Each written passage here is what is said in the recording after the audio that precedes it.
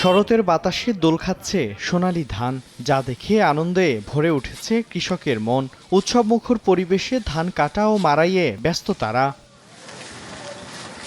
চলতি বছর অতিবৃষ্টি ও বন্যার মতো প্রাকৃতিক দুর্যোগ দেখা দিলে আউশ ধান চাষাবাদ নিয়ে চরম দুশ্চিন্তায় ছিলেন কৃষকরা। তবে জেলা জুড়ে ধানের বাম্পার ফলন হয়েছে, এতে খুশি কৃষক।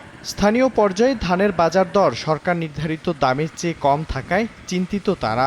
এবার যথেষ্ট পরিমাণে আউশের আবাদ বৃদ্ধি পাইছে এবং ফলনও বৃদ্ধি পাইছে। আউশ ক্ষেতটাই আমাদের খুব লাভবানজনক। ফলন হয় 12-15 মন লাখান যে পরে বছরে আমি 50-60 হাজার টাকার ধান বেশি খাইয়া দিয়া। সরকার একটা আহ্বান জানাইলাম যে ধানের দামটা বৃদ্ধি করালে আমরা কৃষকরা বাঁচাইবার লাগে। কৃষি বিভাগ বলছে আবহাওয়া চাষের অনুকূলে থাকায় এবছর নির্ধারিত লক্ষ্যমাত্রার চেয়ে বেশি আউশ আবাদ হয়েছে।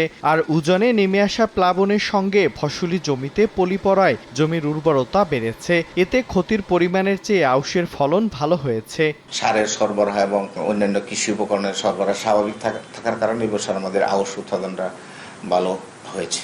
কৃষি সম্প্রসারণ অধিদপ্তরের তথ্য মতে এবছর জেলায় ৩৮,৫৩০ হেক্টর জমিতে আউশ চাষাবাদের লক্ষ্যমাত্রা নির্ধারণ করা হয়, যা থেকে উৎপাদন ধরা হয়েছে ১,১১,১০১ মেট্রিক টন। সময় সংবাদ, মৌলভীবাজার।